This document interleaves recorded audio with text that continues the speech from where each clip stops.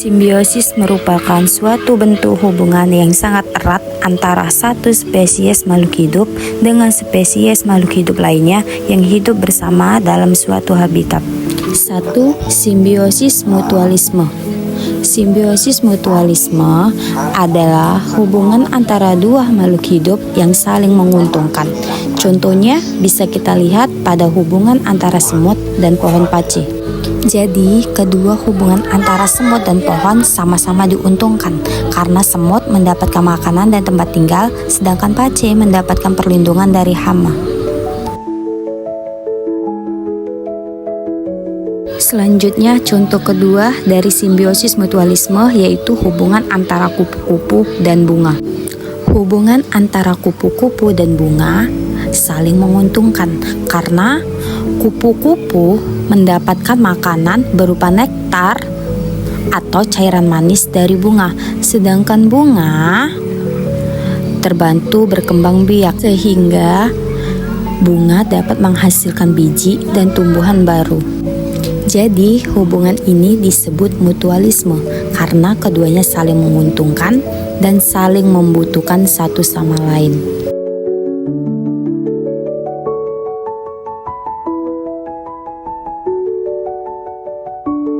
Selanjutnya, contoh simbiosis mutualisme yang ketiga yaitu hubungan antara cacing dan tanah.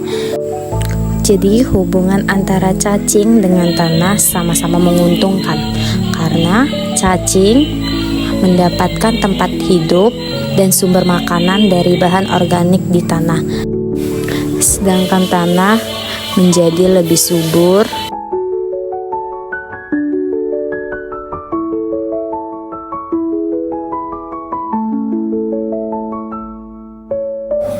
Yang kedua adalah simbiosis parasitisme. Simbiosis parasitisme adalah suatu hubungan di antara dua spesies di mana satu spesies mendapatkan keuntungan sedangkan spesies lainnya dirugikan. Contoh simbiosis parasitisme yaitu hubungan antara buah mangga dengan lalat, di mana di sini lalat mendapat keuntungan. Lalat bertelur di dalam atau di permukaan buah, kemudian larva atau belatung mendapatkan makanan dari daging buah, sedangkan buah mengalami kerugian karena buah menjadi rusak atau membusuk dan kualitas buah menurun dan tidak layak dimakan.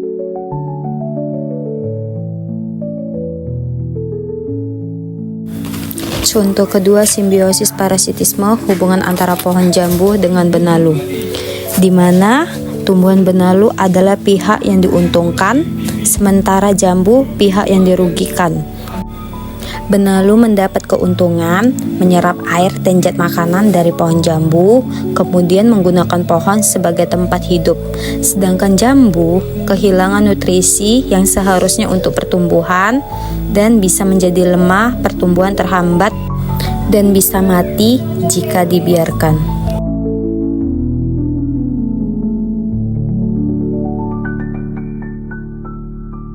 Selanjutnya, contoh ketiga simbiosis parasitisme, hubungan antara pohon pisang dengan ulat. Hubungan antara pohon pisang dengan ulat, di mana di sini ulat adalah pihak yang diuntungkan dan pohon pisang adalah pihak yang dirugikan.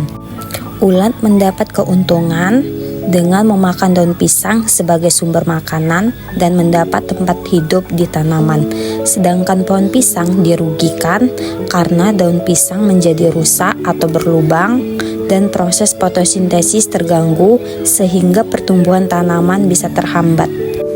Contoh keempat simbiosis parasitisme hubungan antara nyamuk dengan manusia.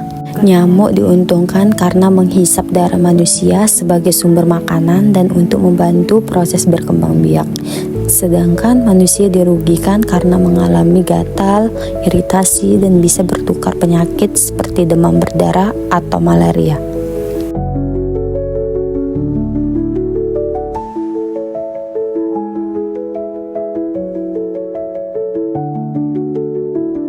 Selanjutnya adalah contoh kelima simbiosis parasitisme hubungan antara kucing dengan kutu.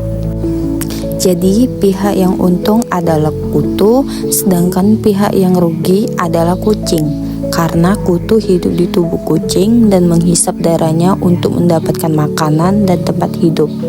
Sedangkan kucing dirugikan karena bisa merasa gatal, iritasi, bahkan bisa terkena penyakit.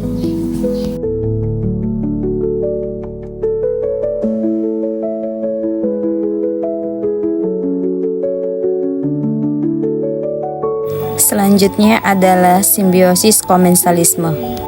Simbiosis komensalisme adalah suatu hubungan simbiosis di mana suatu spesies makhluk hidup diuntungkan, sedangkan pihak lainnya tidak diuntungkan ataupun dirugikan.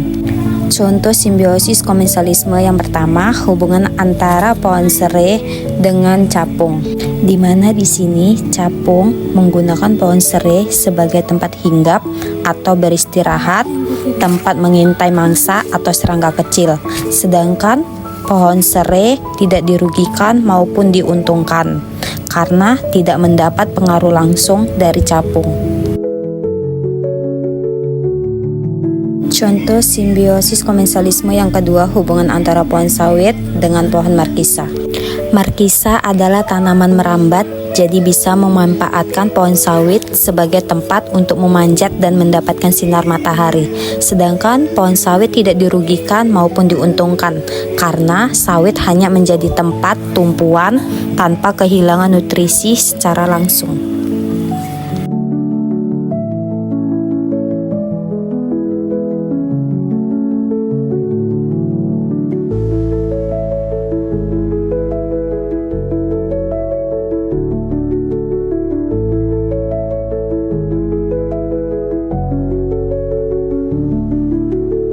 Contoh simbiosis komensalisme yang ketiga, hubungan antara lebah dan kayu. Lebah sering memanfaatkan kayu, terutama batang pohon dan kayu yang berlubang, sebagai tempat membuat sarang. Lebah diuntungkan karena mendapatkan tempat tinggal dan perlindungan, sedangkan kayu atau pohon tidak dirugikan dan tidak diuntungkan. Jadi hubungan ini disebut komensalisme, atau satu pihak untung, pihak lain tidak terpengaruh.